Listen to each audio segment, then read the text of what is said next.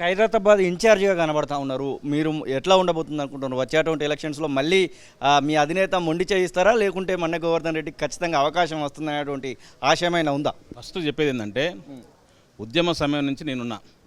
ఉద్యమ సమయంలో 2014లో గౌరవ అప్పుడు ఉద్యమ నాయకుడు కేసీఆర్ గారు టీఆర్ఎస్ పార్టీ ప్రెసిడెంట్ నాకు అవకాశం ఇచ్చినట్టు ఆ రోజు పార్టీ హైదరాబాద్ లేదు, ఓడిపోవడం జరిగింది కొన్ని ఓట్లతోటి.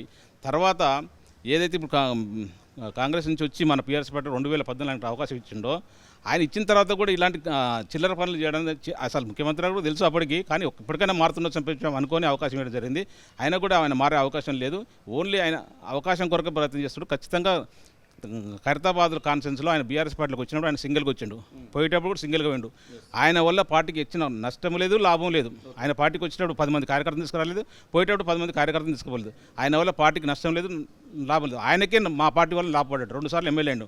100% మా పార్టీ పుణ్యం అంటూ, మా కార్యకర్తల పుణ్యం అంటూ, మా ఉద్యమకారుల పుణ్యం అంటూ ఆయన 2 సార్లు ఎమ్మెల్యే అండు. ఈరోజు సిగ్గు లేకుండా మళ్ళీ కాంగ్రెస్ పార్టీకి పోయిందంటేనే ఇంత సిగ్గుమాల చర్య అర్థం చేసుకోవచ్చు. దానివల్ల నష్టం లేదు. కార్యకర్త అంతా పటిష్టంగా ఉంది. ఖైరతాబాద్ కాన్ఫరెన్స్లో రాబోయే రోజుల్లో ఖచ్చితంగా ఖైరతాబాద్ కాన్ఫరెన్స్లో మంచి మెజార్టీతో, ఆయనకు లాస్ట్ టైం 2023లో 21 చిల్లర మెజార్టీ వచ్చింది. ఇప్పుడు బై ఎలక్షన్ వచ్చి లేదా డిస్క్వాలిఫై వచ్చినప్పుడు దాదాపు 40 నుంచి 50 మెజార్టీ ఖచ్చితంగా గెలుస్తాం.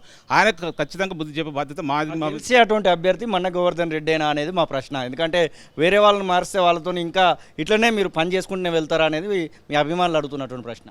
కేసీఆర్ గారు, మా పార్టీ ప్రెసిడెంట్, మా వర్కింగ్ ప్రెసిడెంట్ కేటీ రామారావు గారు క్లియర్ చెప్పడం జరిగింది. పోయిన వాళ్ళు పోనీయండి, ఖచ్చితంగా జెండా మోసిన వారికి ఈసారి అవకాశం ఇస్తానని చెప్పారు.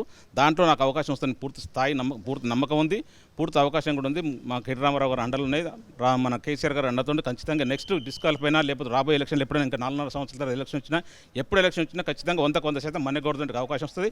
నేను ఖచ్చితంగా గెలుస్తాను, ఖచ్చితంగా ప్రజలకు సేవ చేస్తాను.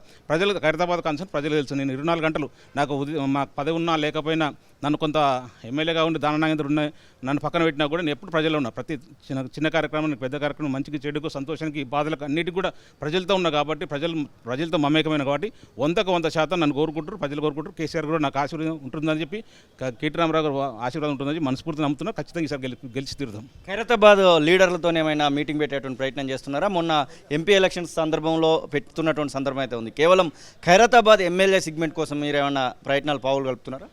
మొన్న ఆదివారం రోజు, అంటే నిన్న కాక మొన్న ఆదివారం రోజు ఖైరతాబాద్ కాన్స్టిట్యున్సీ సికింద్రాబాద్ లోక్సభ పరిధిలో ఉన్న ఖైరతాబాద్ కాన్స్టిట్యున్సీలో మొన్న సమన్వయ కమిటీ మీటింగ్ పెట్టడం జరిగింది. దాదాపు 150 మందితో మీటింగ్ పెట్టమని చెప్తే దాదాపు 400 to 500 మంది వచ్చారు.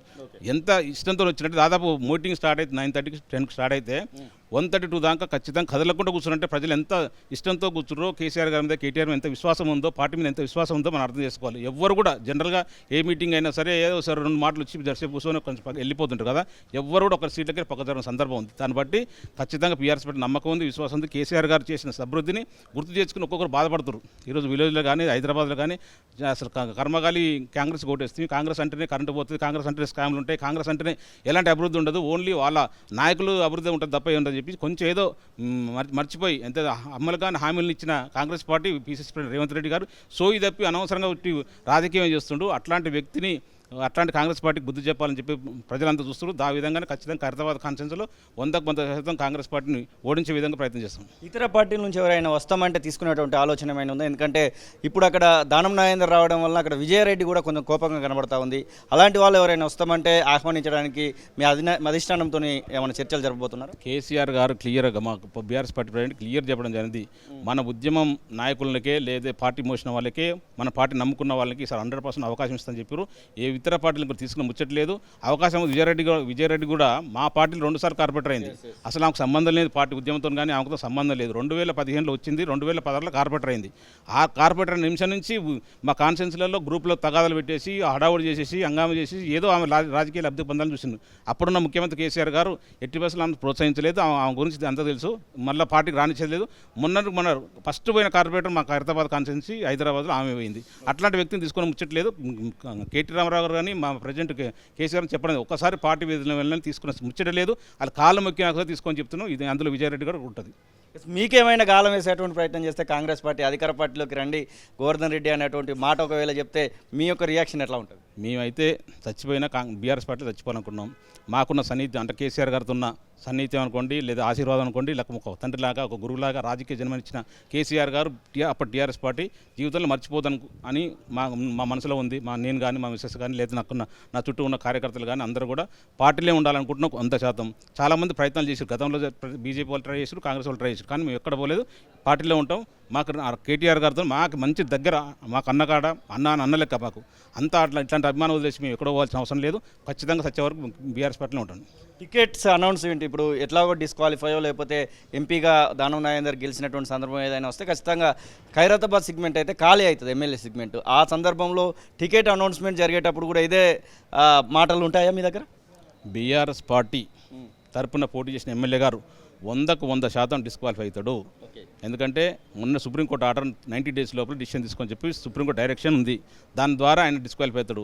ఇక ఎంపీగా గెలవడం అనేది మర్చిపోండి, అసలు ఆయన రాజకీయ భవిష్యత్తు శూన్యం అయిపోతుంది. 100% చెప్తున్నా, ఇట్లా పిల్లి మొగ్గలు వేసుకుంటూ గోడ మీద గోపిలాగా అంటే పిల్లి ఇటు అటు ఇష్టం తిరుగుతుంటే ప్రజలు కూడా విసిగిపోతున్నారు. అసలు దానందంగా అంటే అసహ్యం ఇస్తుంది. అసలు ఆయన పొలిటికల్ లీడర్ కాదు కదా, ఒక బ్రోకర్ లాగా వ్యవహరిస్తుండు.